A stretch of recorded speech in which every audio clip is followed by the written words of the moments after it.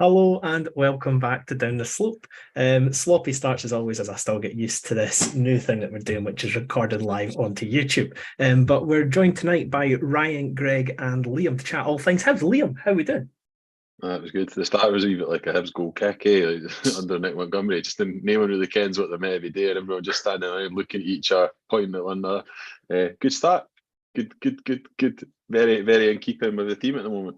Yeah, start as you mean to go on potentially. But Ryan, how are we getting on? Yeah, I'm good, thanks. I'm good. Nice. And Greg, you've chosen a different location tonight for your background. I see a lovely image of the beach above you. Yeah, I'm in the dining room tonight, so Ooh, been allowed to emigrate down the stair this week. So nice, lovely. And well, as a first for Greg as he's in the dining room, and a first for Hibs as Nick Montgomery was in the dugout for the first time. We went through to Kilmarnock. Ryan, not the biggest fan of the segue there, but we saw ourselves go 2-0 up and then fall to a 2-2 draw. Bit frustrating come the end of the game, but overall, quite a lot of positives to take from that one, Ryan. Yeah, I was very impressed with the first 45 minutes. I thought we showed up really well. It was clear to see what Nick Montgomery was trying to do, the way he set the team up to play. So yeah, I was quite impressed with the first 45. Unfortunately, we dropped off in the second half and obviously conceded the 2 goals. It was a bit of a sucker punch, but overall, yeah, very happy with the way that we played. Nice. And Greg, yourself, was there any particular performances that stood out for you? I just think as a unit going forward, we look better. Obviously, defensively, same issues, but I think genuinely as a unit, I wouldn't probably single anyone out, but as a unit, I thought going forward we looked up a bit more cutting edge. I say that like we didn't have enough chances to win the game, but and end up horsing it. But yeah, no, there's definitely positives to take. Just overall disappointing result. And guys, we're going to have to get what I believe is going to be the first roast of Harry out the way tonight, as Liam is inconsolable laughing, probably at the way I pronounce something. Liam, what is happening? It's nothing you done. I just seen a joke on my phone. It's absolutely ended me. I can't stop laughing. Someone sent me a joke, but it's one of those ones. It's not going to be funny if I read it out on things. So apologies. I just need a minute to compose myself. Nothing to do with anything you've done, I promise. Okay, I was trying to work out in my head what word I mispronounced this week, but okay, thankfully it wasn't Harry for a change. But Liam, and we spoke about some of the positives from the performance. What negatives? What do you think changed in the second half that kind of led to Kilmarnock making a comeback? A few things. I think Kilmarnock reacted to the way we set ourselves. I don't think we would have had. Given it was Nick Montgomery's first game, I don't think they had a clear idea of how we were going to set up. Derek McCass, the experienced manager that he is, made some changes. We lost a great deal of presence up front as the game went on. So Doidge coming off because Robbie D's need him in the face. And later on in that half enter coming off for Campbell, which is a very odd substitution, particularly given where Campbell was then played. We did lose a bit of presence up top, made it harder for us to keep the ball.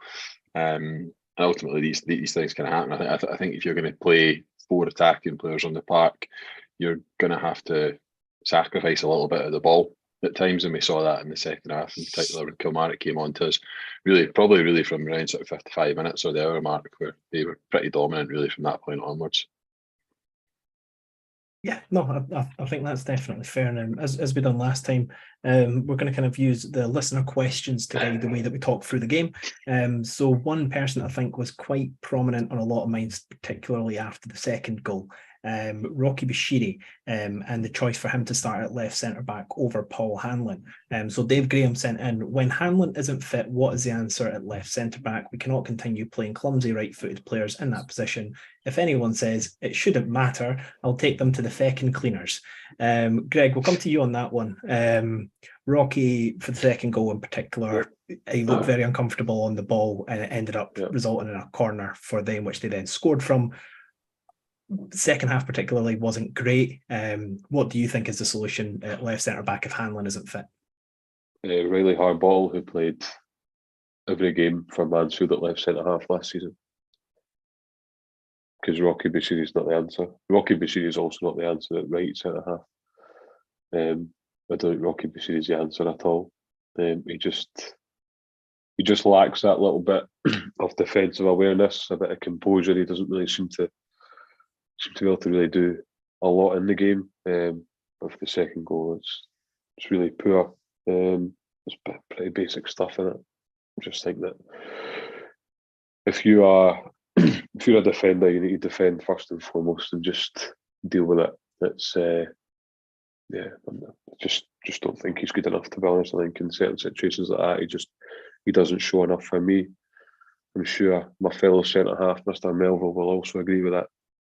Absolutely. I think there was 2 individual errors that led kind of to goals, maybe not directly, but ended up being goals. The first one, he gets pulled out wide, and then he gets caught ball watching. Amongst others, there's 2 or 3 guys ball watching out on the left-hand side. And the guy that pulled Bashiri out to the left-hand side then goes on to score the goal. So he obviously hasn't tracked him there. And then with the corner, he has the opportunity to clear the ball and obviously doesn't do it, tries to buy a cheap foul. But you're not always going to get away with them. You're kind of taking a chance when you take a shove in the back like that. But I'm just wondering if Nick Montgomery kind of went with him for the physical presence. Obviously facing up against Vassell's quite a big physical guy. Not 100% sure if that's the reason. I don't know why he would have dropped Paul Hanlon just outright, but I really don't know. It was quite disappointing to see that he was playing at left centre half. You could kind of see it coming. He would be really uncomfortable in that position. And in the end, it caught us out. The other thing I'm really disappointed about is Miller not matching his man for that header at the near post, obviously. All he's got to do is match him and get goal side. I think Nick Montgomery says that in his post-match interview. So really disappointing. Basic stuff, as you said earlier on. You show a bit more desire there to follow the man. See it Absolutely. week in, week out, and grounds up and down the country where you don't mark it, you don't track your man, the boy gets a couple of yards head starting, and ultimately you're on the back foot at that point. You know, it's a struggle to get back and win the header, but it's poor. It's we need to be far more switched on alert than that at corners, especially against teams like Kilmarnock who have got big presence. But Kyle Vassell is obviously a pretty clever player. And he will buy himself a couple of yards, and their centre halves attack corners. We didn't, and ultimately that's why we've not come out with 3 points. Absolutely. If you just on Bashiri, I do think there's been a wee bit of an overreaction to what was a poor performance on Saturday. He wasn't good on Saturday. He obviously has had a few poor games, but he's probably had as many good games, I would say, as he's had poor games. I'm still comfortable with Bashiri playing in a 3. I just don't. He's not a good enough right footer to play on the left. And he's probably not a good enough right footer to play on the right, but he's probably okay in the middle. And his best performances have tended to come for Hibs in a back 3. So I'm still kind of comfortable with him, but I think the problem with him in a back 4 is, and we saw it a wee bit with Darren McGregor as well towards the end of his career, his teams will just let him have it. And they'll the way teams just allow Rocky to have it and then press everybody else just puts you in such a position of difficulty when you're trying to play out from the back. And we saw with some of those short goal kicks that I talked about at the very start, Rocky's kind of a bit of a man shot. We've also got a centre midfielder in there who's not all that comfortable taking the ball on the half turn, as Brian likes to say. So I do think it's a tricky one, because for me, he doesn't get in the team either. But I do think some of the overreaction to his performances have been maybe a wee bit uncalled for, because I don't actually think over the piece he's been that bad. I think interesting question we got him from Greavesy, which I think is a very valid point. As he said, do we think Nick Montgomery will stick with Rocky at centre back due to him having the recovery pace that Hanlon does not have, or are we needing new centre halves in January? So we'll take the first half of that question first. I think it's fair to say that Rocky definitely has more pace than Hanlon, and from the system that we've been told that Montgomery is planning on playing, it will likely need players to play a high line in which they are chasing back, which in theory I probably would expect Rocky to be better in that situation, running backwards. What is that any form of semblance as to why Montgomery would have started him there? It'd have to be a lot quicker for me to get in the team ahead of Hanlon if that was the justification. And I don't think he is, because I think at virtually every other facet of the game, Hanlon's a superior player. Paul Hanlon reads the game better, so ultimately won't get caught out and won't need the recovery pace, as you say, to get back. I just think that Paul Hanlon is an overall better defender. obviously he has made mistakes, but I think there was factors for that. I don't think he's made a whole lot of mistakes this season, and certainly not last season. So yeah, if he's making the mistakes, he needs the pace to get back in for them, absolutely. But Paul Hanlon doesn't do that, in my opinion. I also think that Paul Hanlon's far better in the air, and he's obviously struck up that partnership with Fish over the last 6 months, 8 months or so, which has been integral to the way we kind of played towards the end of last season. So I thought we did actually miss Hanlon a fair bit. He is far better in the air. You've seen Rocky gave away a couple of silly fouls, kind of misjudging headers and things like that. So we missed that presence in the air. We only kind of had Will Fish that could win a header comfortably. Yeah. And the second part of Greaves' question there was, are we needing new centre-halves in January? As I've said, God knows how many transfer windows in a row now. I wanted a left-footed centre-back, and we've still not got them. I do think that we do need solid left-footed cover when Hanlon's not playing. As I said, I'm still comfortable with Hanlon being there as either first choice or a backup option. But I do think that we need a solid competition, because in my opinion, for a back four at the moment, it's either Hanlon or not good enough. As Greg said, maybe Riley Harbottle can be the answer. We've not really seen him play there, but at the moment, for me, I'm not really comfortable with the players we've got available. Would centre back be a priority for you guys? Ryan, come to you first on that. Yeah, absolutely. I think we spoke about it for a long, long time now. Absolutely, left-footed centre half and a left-footed fullback. Yeah. Greg, you're in Hard to agreement? argue with any of that, to be honest. That for me, I think Riley Harbottle can play there, but you want a long-term solution to the left-footed, left-sided centre-half. You need to sign one. It's very difficult playing on the left if you're right-footed, or playing on the right if you're left-footed. You do need that balance in there, and unfortunately, that player that's got that balance is probably coming to the end of his career, so he ultimately needs to be replaced. Question on the YouTube, Liam. I'll come to you on this, so we don't make you repeat yourself. Andrew Breslin said, as soon as we scored 2-0, Hanlon should have been on the pitch. Do you think that would have been a justifiable sub, or is that kind of hindsight speaking there? I think it would be very odd to sub off a centre half when you're 2-0 up for another centre half. I think if you're going to make it as like a tactical change, you're going to bring a defender on for someone else. Maybe that would make sense, but how often do you see that substitution? Not very often, I don't think. It wouldn't be one for me. I think there was other tactical changes that we perhaps could have, again with the benefit of hindsight, make. Albeit I did say at the time that the Campbell substitution was a very, very odd one. So I don't know. It's one of those. Probably not for me. Yeah, definitely fair. And then let's go to the next question. Liam, we're going to come back to you first, because we got caught up in a little tiffle on the old timeline on Twitter. And Connell Tracy, did I pronounce it right that time, or did I get it wrong? I always get it wrong. I don't think Connell pronounces his name correctly, to be honest. So let's leave it at that. But he Joking. said, who is the most caviar Hibs player of all time? That's open to everybody, but Liam, have you got anybody front and centre that would tick that off for you? Probably Latipi in my lifetime, to be honest. I'm going to talk about sheer. Because Sozzi was caviar, but he was caviar in a very different way. But Sozzi had an extra element to his game, whereas Latipi was just pure caviar. Sozzi could do caviar, but he could do a bit of bacon and eggs as well. So I'm going to go Latipi. Right, Greg, just to confirm, guys, we're not allowed to repeat names. So, Greg, who apart from anybody mentioned by Liam are you going to put as our most caviar player? Joseph Neal, then. If I'm not allowed to pick Latipi, then it's Joseph. Damn, modernised. Ryan, who are we thinking?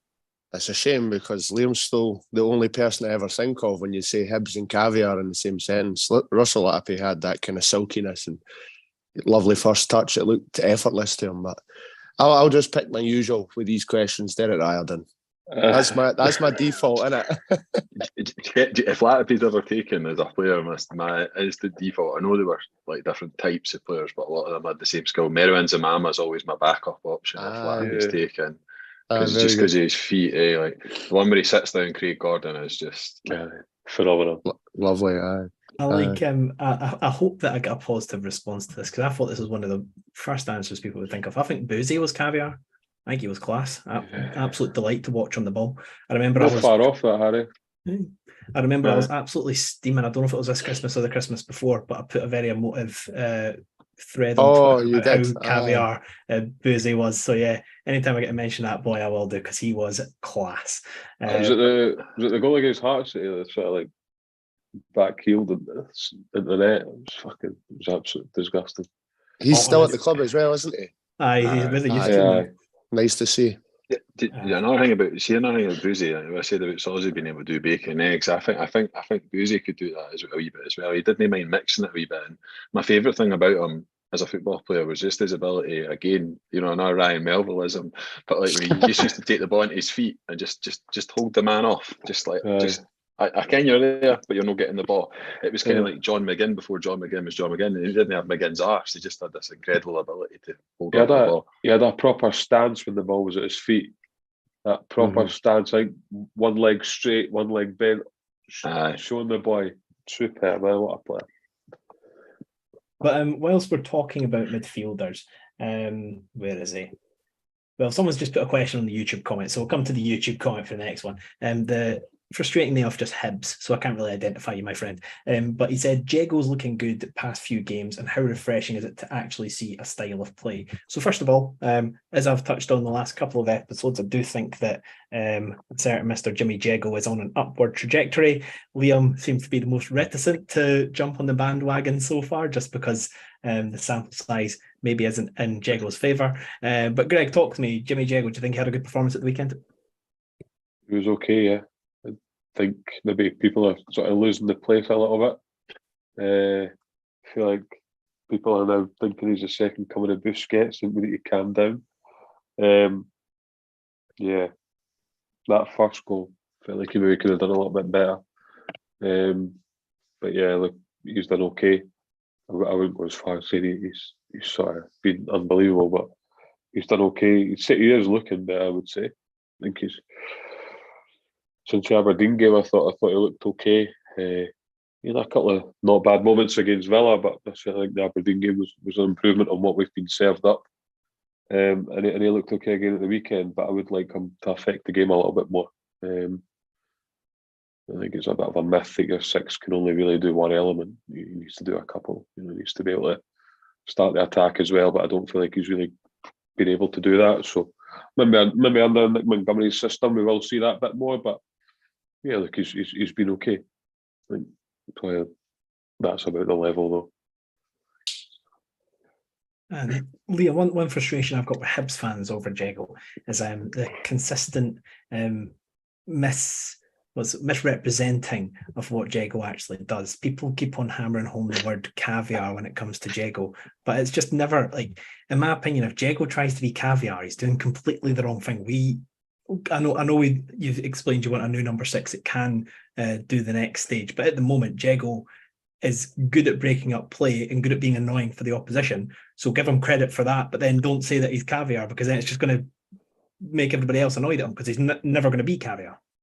When all the discourse started about Jago, one of the things that frustrated me was we would quite often ask, and certainly I would ask people what they thought his best quality was, and then they would tell me about how he makes other players in the team better. This is the first response. Like, if your best quality is other players being better as a result of you being in the team, does that not say more about the system than the individual? It's an argument I've really struggled to be able to understand. I do think he's had 2.5 good games of late. I do think he's been good for 2.5 games. I didn't think he was great second half against Kelly, to be honest. I thought he was good first half. But like the rest of the team, kind of sort of struggled a wee bit in the second half. But he's not made like 20 something appearances for Hibs. We're talking about 2.5 good games out of 20. I mean, it's not a great ratio. No, it's not fantastic. But other people maybe have a viewpoint that he's had more than 2.5 good games. So I guess to give it a bit of balance, he's in there, and to be honest, he's in there on merit, because frankly, as a partner for Newell, I'm not sure we've got anyone better if we're going to play a 4-4-2 to complement Newell, and Newell's probably one of our, if not our best player. Therefore, you kind of got to think about how you balance that properly to get the best out of Joe Newell, I suppose. So I'm comfortable enough with him being in the team for the time being, but I said it multiple times last season. This season, he's just a stopgap. He's not a player who's going to be here for the long term, I don't think. I think for me, like when you see him, when I seen him against Wraith Rovers, he was pathetic. He was at fault for the Wraith Rovers goal against Livy, also pathetic. Maybe it is about time that he started pulling his weight, to be honest, but I don't see how what he actually does or influences in that team. People say he's good at breaking up the play, but I've never really seen that. So I don't know if people have seen something I've not, but I just think that while he's play okay, like Liam says, I think 2.5 games out of 20 being good, it just is nowhere near acceptable. But I think people get agendas on players and stick with them, and they'll defend them to the hill. So whether a bad game or not, it's final losing battle, really. Sibo Slice said, "Evening, ladies." So good to see you, Sibo. And then Ryan, Hibs just said, again, Hibs, we need to get us something on that name so we can identify you, my friend. But he said, still think Levitt and Newell is our best midfield. Do you think that when Levitt gets a bit more legs on after the injury, that he'll be back in the first 11? Yeah, I think so. I think, like Liam was saying about balance, I think they would still balance each other out because Joe Neal's more than capable of being that little bit deeper. You don't really need to be very deep in a 4-4-2, so he's more than capable of going a wee bit deeper, taking the ball off the centre halves if that's the way we're going to play, and also getting kind of stuck in because he's not shy when it comes to that side of the game. And I think Levitt would probably benefit a wee bit more in that system, being able to play a bit further forward than he was playing as a 6. I think we would see him affect the game a bit more further up the park. Especially in this system, in the first 45 minutes, it was really attacking and free-flowing, if you want to say a cliche. It was quite exciting. So to add another ball player into the mix there would definitely add threat. Just before we move on to the next set of questions, I'm just going to call back to the old YouTube. Jason Ladd said, I like Rocky has the raw materials to be a great centre-back, but needs more time on the training ground, potentially up to 1,000 hours more of training, apparently. And then Hibs again said, thoughts on the huddle after the warm-up? I wasn't actually at the game, so I never saw this. Was there a huddle after the warm-up? Ryan's got his finger up. Well, yeah, I was at the game. There was a huddle, and I think that's been quite consistent in all of Nick Montgomery's content. He done it at Central Coast Mariners, pre-game in the change room. It's probably something he did do after the warm-up. I think it's quite good for team morale and spirit. It's not as if we're stealing it off other teams. I think it's just kind of getting everybody in and maybe giving like motivation or individual instructions or whatever. I think it's fine. I'm happy enough with that. Whether it's outside or in the changing room, Nick Montgomery's always done it from what I've seen, so more than happy to see it. I think it probably shows the fans as well. Yeah. Bit of Get it all together, so, yeah. Yeah. Absolutely. No, it got, sorry, Liam, I'll just say it got quite a good reception as well when it was done. So on you go, Liam. No. I'm just going to say something really quickly. Just see on the huddle point, Hibs fans are just going to need to suck up the fact that people are going to say Celtic aren't going to shag yous, or you're trying to be like Celtic, etc., on social media. Just going to have to fucking suck it up and live with it, because that's what's going to happen. So if Nick Montgomery wants to use a huddle as a way of motivating his players and he thinks that's the best way to do it, then that's the best way to do it. People are just going to have to grow up and get on with it. Because I think I can see that coming a mile off, folk being like, didn't idiot, because you're just imitating Celtic. Quite frankly, there are teams throughout the world who use a huddle for the game. Celtic were not the inventors of the huddle, I can assure you that. They're just probably the only club in Scotland to do it. So I grew up.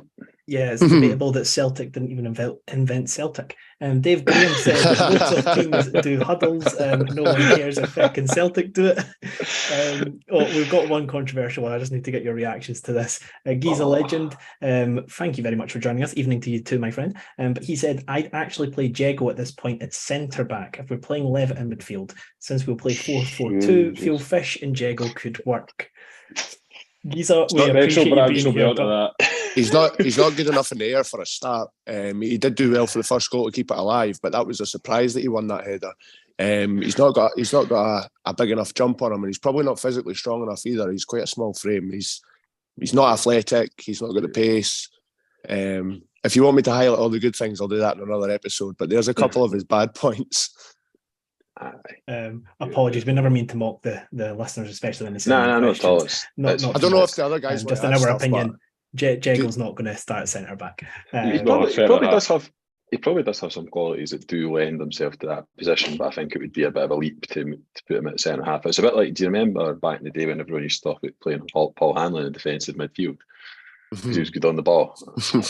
It's a similar thing. You see something and you think, right, that'll work in there, but I can't see it. Like when Lee Johnson played Ryan Poaches at holding midfield. But for anybody that's played football at any level, right, and had to change positions, you're in a totally different area of the park. You have to read the game differently. You receive the ball in different areas. You're up against a different type of player with a big bustly forward. Like, it's just a totally different game altogether. Yeah. It's definitely not the answer. Being a centre half's tough. It's not the question. Never mind the answer, bud. Another random question. This one got sent to us on Twitter, but George Clark asked, "Why is Yuan marking nobody at corners?" Has anybody noticed Yuan? Is that potentially him being lazy when defending corners? Well, he's a striker. I wouldn't know what my striker's marking up at corners, to be honest. Unless it's Christian Doidge, of course. But generally, I wouldn't want my strikers / wingers try to be in the 6-yard box running ahead to defend. It just doesn't make sense. It's not for me. I did notice at the game that there was man marking and then there was a couple of players marking areas on top of that. So if you see for the second goal, although Lewis Miller gets beat goal side, there was a player that was meant to be covering the front of the 6-yard area that comes out to head it as well and just misses out. So he may have been covering an area in the box as well as man marking system. So I'm sure he didn't lose a man that badly that he was standing by himself. With all due respect, telling you, he's not going to track his man at corners, is he? Like, no. Let's be honest. With all due respect, it's not his job. He is no Christian Doidge. He is no Christian Doidge when it comes to defending corners. We've got a lovely debate going on in the YouTube comment section. Jason Ladd chimed in with Gogic is doing centre back at St Mirren, and then he was disputed by Hibs saying completely different build of player. It's all going down. It's all going down the YouTube comment section. We love it. Yeah, come join in, guys. It's actually not the worst point, though. There's a totally different build of player, but then Gogic also got bullied off Kukurevich. So very true.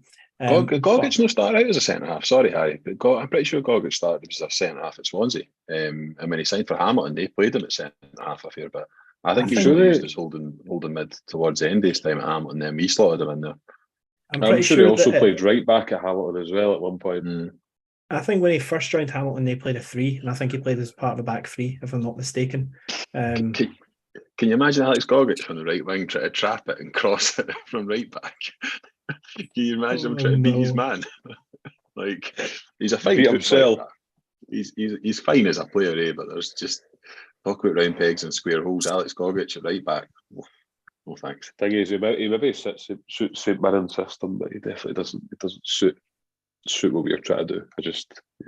Harry will defend him furiously, but he was never for me. Gogic was never terrible at Hibs, and I stand by that.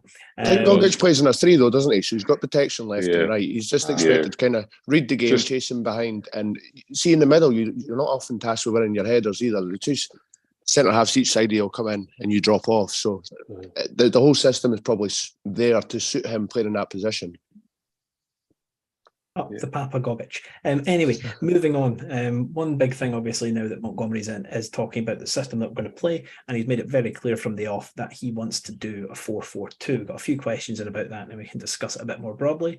But High B Pessimist sent in, does a 4-4-2 with Boyle and Yuan leave us out wide, leave us too exposed defensively, or do the attacking benefits outweigh that? Ryan, you love talking tactics. What's your take on that? Sorry, I just read a comment from Dave Graham saying Gogic is a good doorman. A good doorman. Yeah, but essentially, does Boyle and Yuan being on the wings leave us too exposed defensively? Well, if they were playing in a 4-2-3-1, say, they would be further up the park and the fullbacks would be even more exposed, if you think about it. So I think a 4-4-2, they do probably need to learn to work a little bit harder, but the manager will instill that in them without a doubt. But I think the benefits of that definitely outweigh the negative points. I think you see it in the first hour, we could say, how attacking we were, and when we got space further up the park, we were cooking, bro.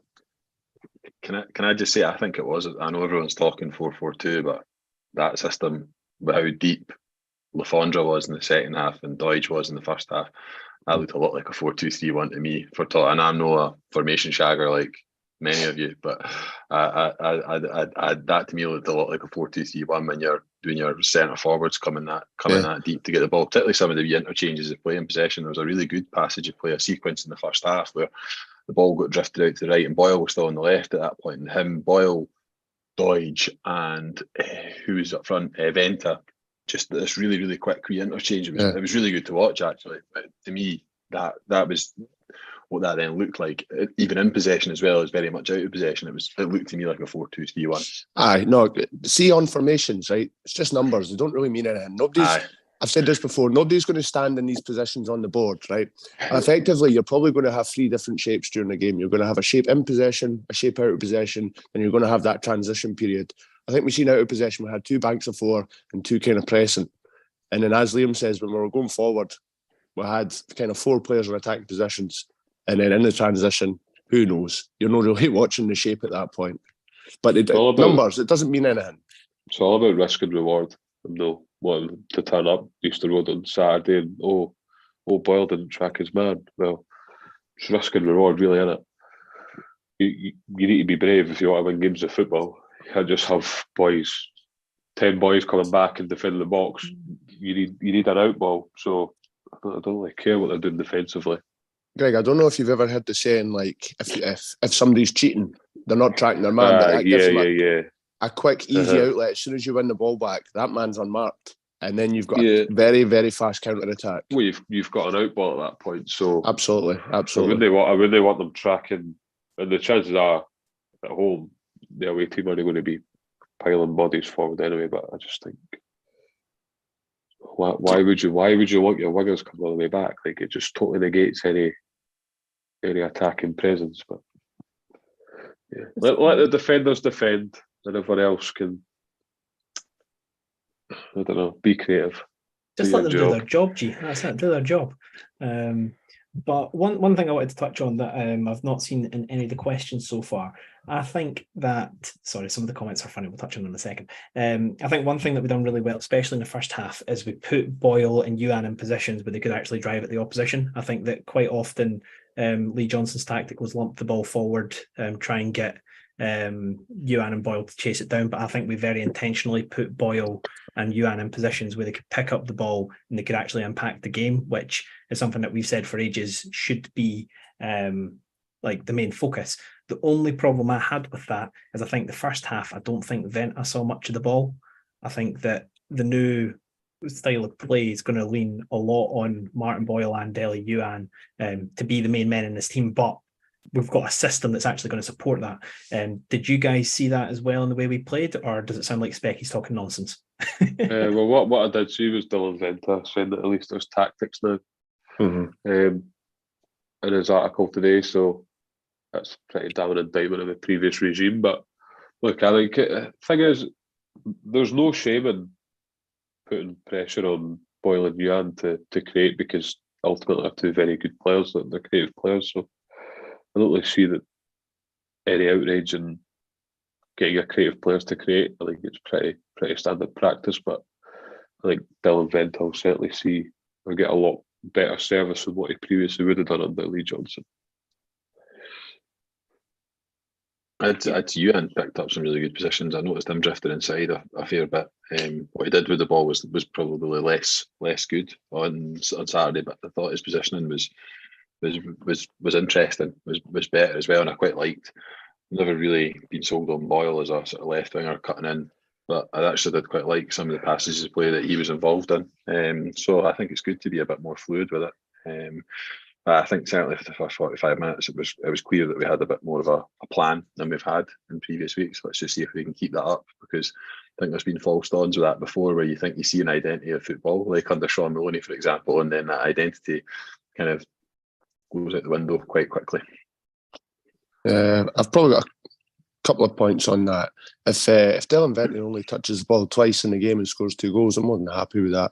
I think the system would be more based around just getting him in between the goals and try to find the back of the net. And the other thing, obviously, Liam kind of touched on style of play there. There was obvious patterns and rotations throughout the game that we were trying to do things that would work. whether you like the goal kicks or not, I think they were to kind of invite Kilmarnock onto us in order to have the creative players higher up the pitch and more space. I could see the idea behind it. Execution not quite there, but the idea was absolutely there to get our more attacking players in more space further up the park.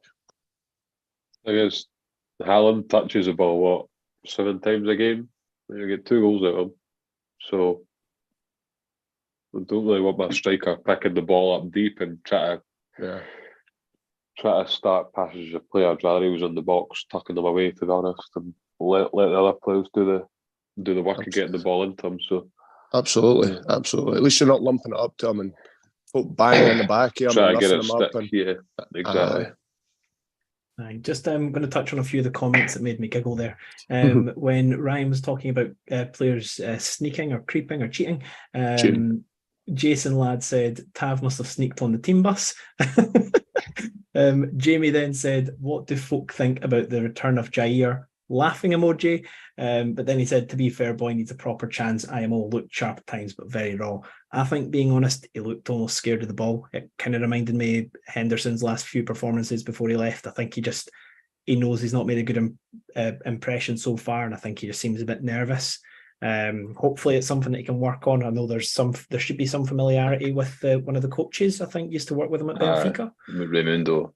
Yeah. His confidence will be shot at the bit, though, Harry. I mean, he was jettisoned from the first team and put into the development squad. Wasn't even taken on pre-season training camp. Yeah. Which, to be honest, some of us were happy about. Let's be honest, in the summer, because we hadn't seen enough from him to justify keeping them around.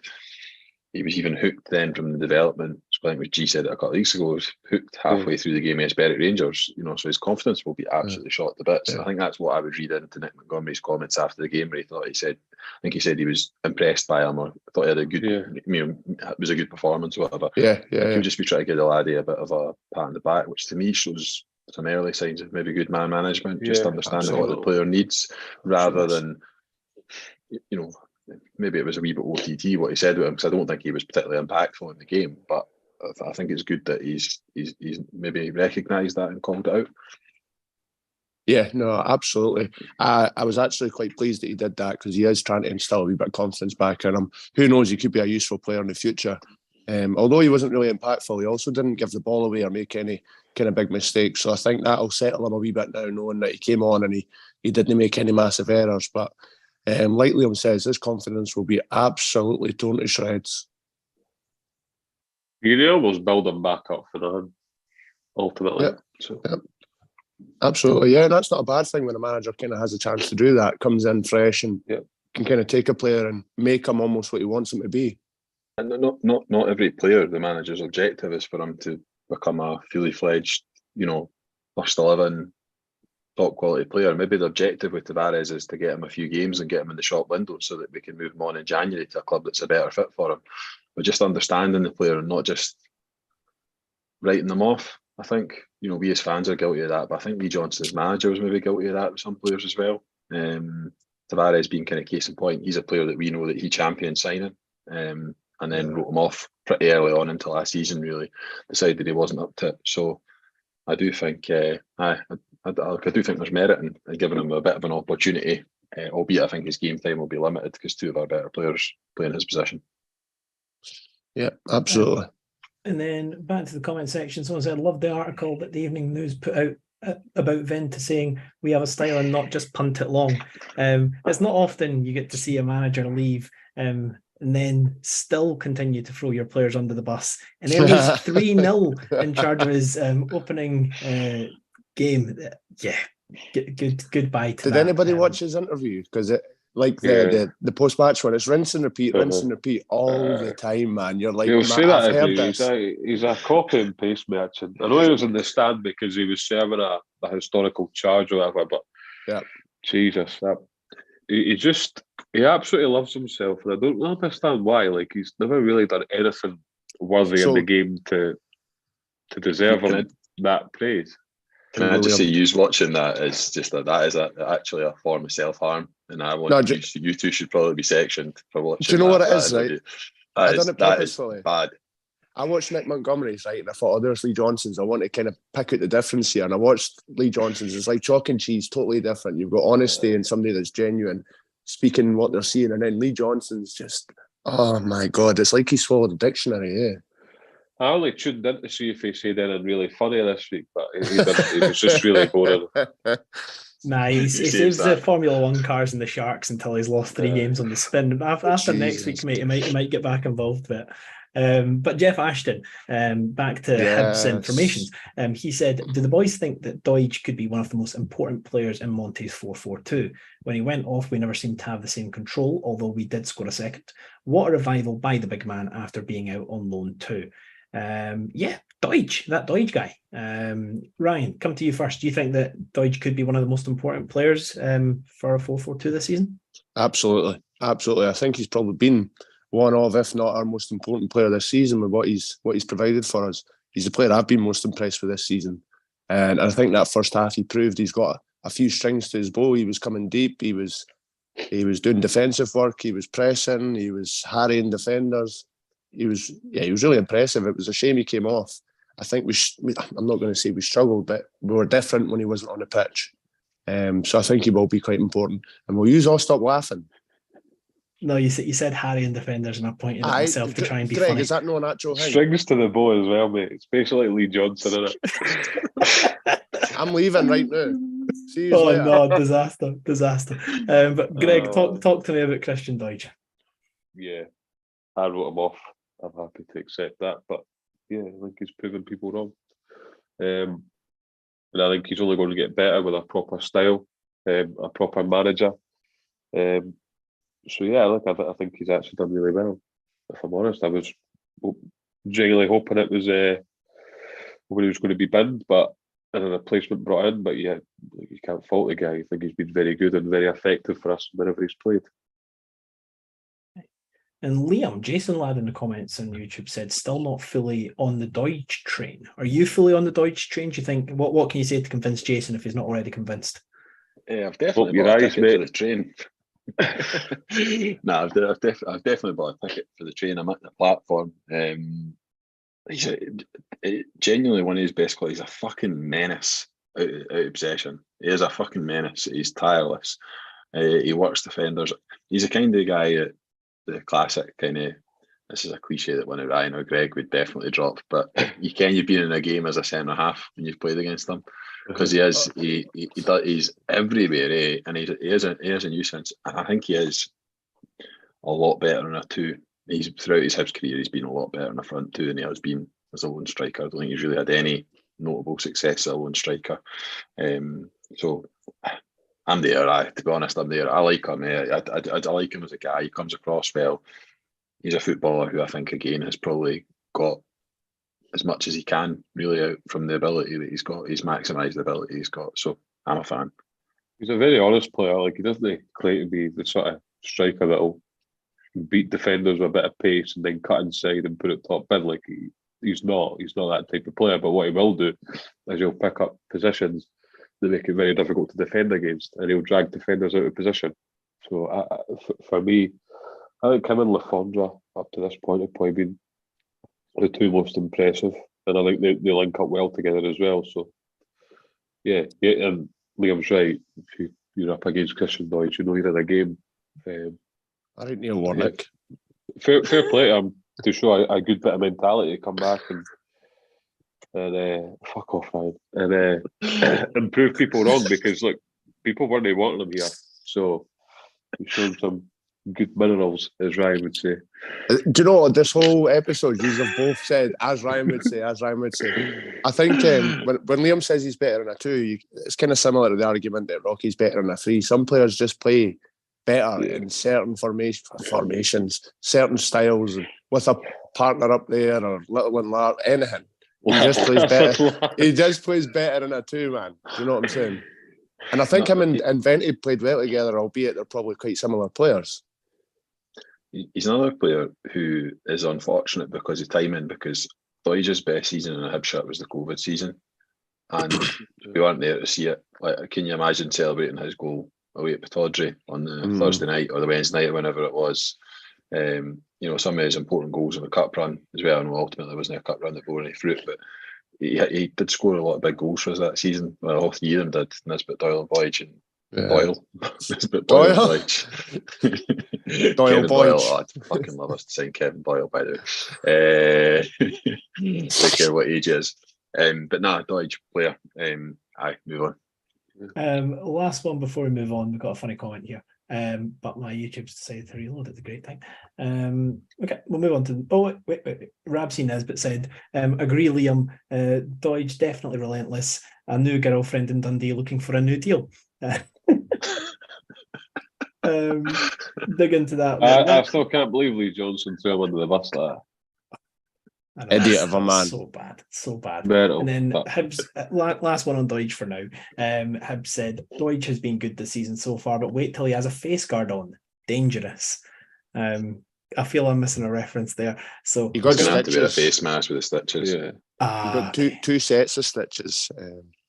Although Jesus. Montgomery said after the match, said, "Oh, you'll have a sore head for a few days, but he'll be all right." That's just him, innit? Like, honest man. Second question from Jeff, and I feel this one's almost directed at Liam. Jeff said, I thought Yuan's decision making was better, not perfect, but definitely an improvement from previous games. Thoughts, Montgomery's influence? Aye, possibly. Raimundo's influence as well. I'd imagine Raimundo can speak French as one of the 7 languages he can speak, and I think that will help. I know it's a sort of point that people would scoff at, but I think being able to communicate with players in their mother tongue will help. I did think his decision making was good. It's funny because there's the decision making was better, but then actually his usage of the ball in terms of the execution of that decision making maybe wasn't as good as we've seen it. So it swings and roundabouts with you, and he is, he's a consistently inconsistent player, but actually he is a joy to watch at times, and he does do things that are quite. I wouldn't want to take away that side of his game where it is quite unpredictable, because that's part of his quality as a footballer. I think sometimes he does things without knowing that he's going to do it. Can I just say, the tackle on him in the second half, those tackles should be outlawed from the game. I don't care how dangerous or reckless it is. That is not football. The ball was about 10 yards away from the guy, and he's only got one intention, and it's to bring him down, and he hurts him in the process. It's like John Lundstrom got sent off at Easter Road for a similar challenge. It's just total anti-football. But that one on Ewan was bad. That was bad. Effectively, he's injured him now. We don't know how long he might be out for, but those tackles should be outlawed from the game. There's absolutely no place for them. To be fair, I've made that few in my time. Me too, so I don't know why I'm saying that. Got the pace to get back. Like, if anyone heard this, he'd be shouting right now, like, "You're on a bit, man. You always done that." Nah. At that level of the game, like, it's just there's no place for it. You're injuring guys. Classic McInnes ball. Like there was a few that were not picked up, that were certainly yellow cards, that were not even fouls. But hey ho, we move. Mm-hmm. Then we had a couple more questions about Rocky from Richard and David, but we're not going to cover them just because we covered them earlier on. Martin Corrigan asked, Montgomery doesn't like AstroTurf pitches, ? He didn't seem to be too happy with it in his post-game presser. Liam didn't seem to be too happy in the group chat when I mentioned AstroTurf pitches either. But yeah, I don't think... How am I not getting a mention there? Like, because you two went overboard with it, that's why. Because Greg, I felt your tantrum in the group chat the other day should have just stuck to the group chat and didn't need aired on YouTube. But if you wanted to be mentioned here, that was completely fine. What does a pitch matter if you can't defend crossballs? Or pit balls in the post for the goalie, the 38-year-old. What does a pitch matter? Yeah, can I just come in there? I don't think the pitch affected Hibs on Saturday. To be completely honest with you, I don't think it really played that much of a part. I think there probably is 0 AstroTurf pitches in Australia for obvious reasons. They've got the right climate. So it's probably something that he just hasn't seen in his managerial career. And he probably wouldn't have played on one when he was a professional either. So it's probably something that he just probably has not seen at this level of football. The 2 goals didn't come from NM because of the pitch for either team. So yeah, it's the same for both sides, isn't it? That doesn't suit Harry's agenda, though. I know, he's raging. You're raging, mate. Harry's forgetting that I went off on one of them on here ages ago because he went on about Livingston's plastic pitch. There is one thing in certainty: if Hibs are playing away at Livingston or Kilmarnock, Harry will tweet about the fact there's a plastic pitch.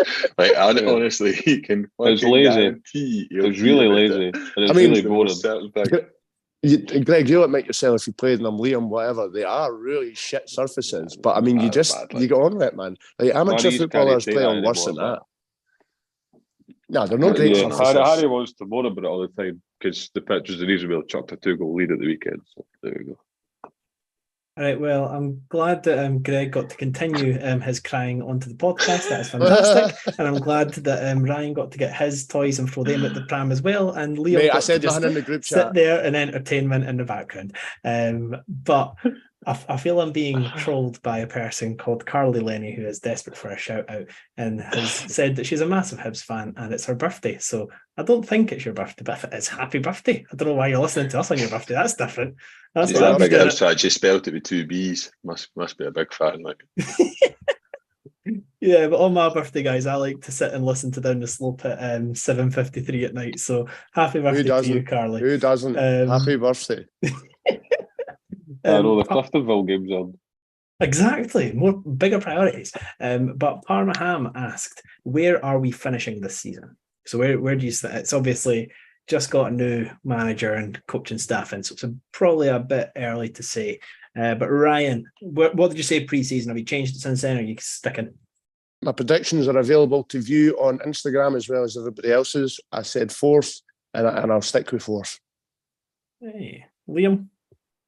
4th. Stick with 4th. Greg? I don't know what I said, but I'll go with 3rd. You said 3rd. Aye. Yeah, you guys. I don't think I said 3rd because we had Lee Johnson charging absolutely wouldn't have given him credit. No, I think. Well, don't worry. I'll get the photographic evidence. I think you did. Maybe did I? Jesus, I don't know. I'm just winding you up. I don't know. You maybe said 7th or something like that. Lee Johnson's going to finish us 3rd. Aye, but I said, in fairness to me, I said 3rd, but I thought Johnson would get sacked, and that's why he would finish 3rd. So I stick by it. But actually, no, I change it. I reckon we're finishing 2nd. Rangers look guff. Beale ball is atrocious. Hibs are playing Champions League football, baby. Yes. But final of so there's no Ashcroft Parks, mate. Pardon? There's not an Ashcroft pitches, mate. I know if we didn't have to play Olivia away and Kilmarnock away, we'd be absolutely cruising, boys.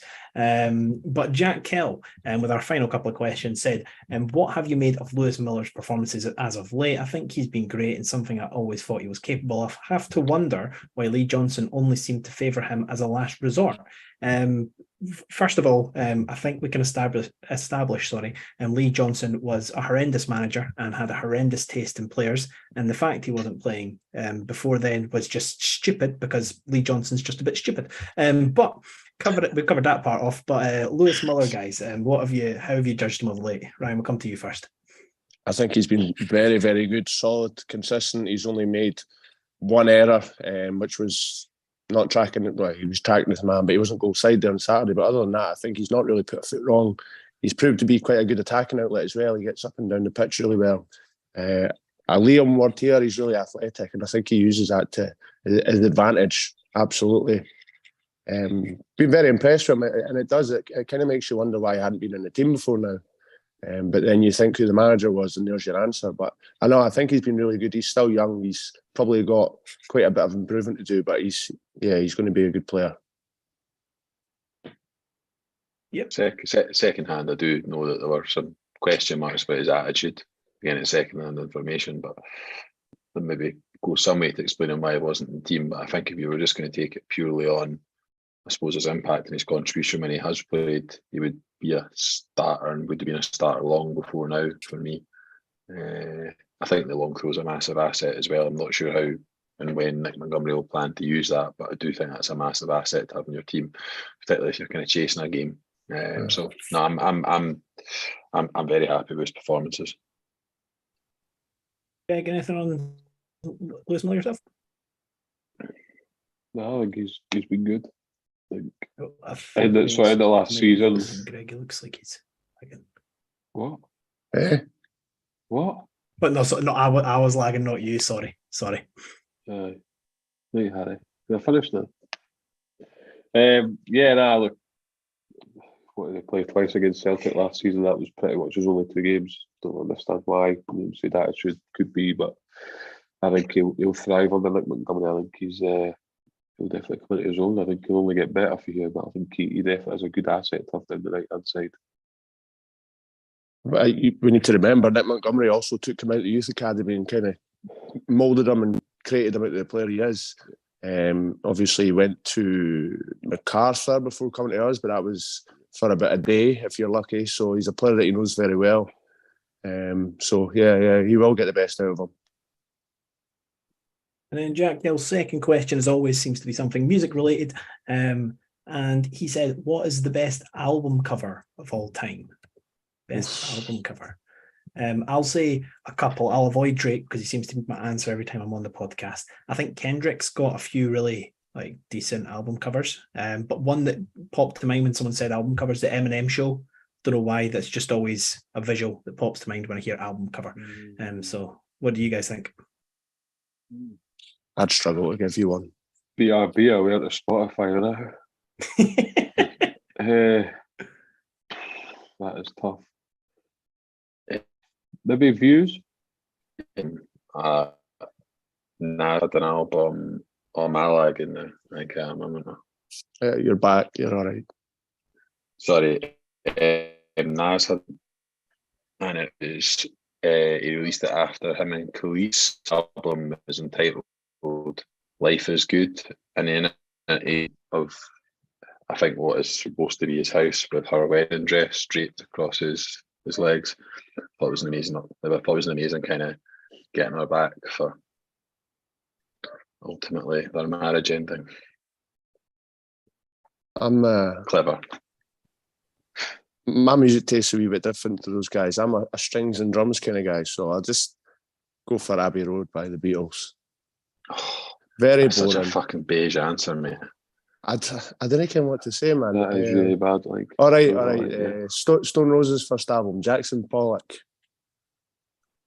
painting on the front. All right. Nevermind by Nirvana's a great album cover as well, actually. Oh, to be fair, the baby in the swimming pool. Absolutely. Have you seen The pictures Doors. of him growing up? They've redone it now that he when he was an adult. Really weird. Really weird. You just think he's the baby from the album cover. He's never going to be a person or grow up or anything. And there he is. You tell him, Ryan. Another one I like is Watch the Throne, Jay-Z and Kanye West. I think that's a cool one. Simple. Something about Drip Harder, Lil Baby and Gunna's album. Quite like that. But, yeah. Nice. That was a tough question. That was a good question, Jack. You know the rules. Let us know on Twitter what you think. Guys, that's us at the end of the game going against Kilmarnock, but we've got a game this coming weekend. We're going to be playing St Johnstone for Nick Montgomery's first first home game. I was about to say home, so I got the goal involved. Jesus. But guys, what about the team expectations? We've got a lot of comments on YouTube talking about who should be starting. So let's utilise that now. So defence, first of all, we're just going to assume Marshall's and goals. I would go left back, Stevenson, centre backs, Hanlon and Fish, and then right back. Miller, any changes there? No. No changes, but just line up from right to left next time, please. All right, well, you can kick us off with the midfield choices then. Liam. Midfield. Boyle. Newell. James Jago. Ellie Yuan. All right, so I'm getting criticised, and then you're putting Joe Newell at right centre mid. He's got a point. Unacceptable. I was doing it to build the suspense to mentioning Jago. Nice. And then Greg or Ryan, want to take it away for strikers? On you go, G. There you go, mate. If Doidge is available to play with or without a face mask, it'd be him and Venti. So you're just starting the same team as what you did, other than Rocky, I would say. Unless anybody else thinks differently about the front two. Tempted with Lafondra, but play Doidge instead. I think Lafondra's quite good at being impactful off the bench, and he's proved to come on in later stages of the game and do stuff because the defence is maybe tired or fatigued or running at 83% with a lion behind them or whatever. Right. Talking about players taking up good positions in space, Lafondra's blown me away about how good some of his movement is. I know we've talked about it a wee bit already, but some of the positions he finds himself in are just. I'm like, how did he end up there in about 5 yards of space as well? He's one of the most intelligent players, eh? Yeah, he's really intelligent. Vente's goal against us, like that is wild how good that is. I think after that we could borderline put him in the caviar discussion, guys. That spin was caviar. But one last thing I'm going to get off you, and then we can all go to our beds. What do we think the score is going to be? First home game for Montgomery, not Montgomery. Montgomery. Greg, come to you first. What's your score prediction for the weekend? 3-0. Comfortable victory. Liam, yourself? 4-0. Even more comfortable victory. We'll have to hear it. Ryan? If it's 4-0 and I'm not there, I'm going to be ripping. I'm going to God's country at the weekend, so I'm going to be there. But I think it'll be 3-1. I think we're still culpable of conceding an odd goal. And Cliftonville have just scored, by the way, so get it right up, Cruz. Could have been watching it, but Harry wanted to drag this in.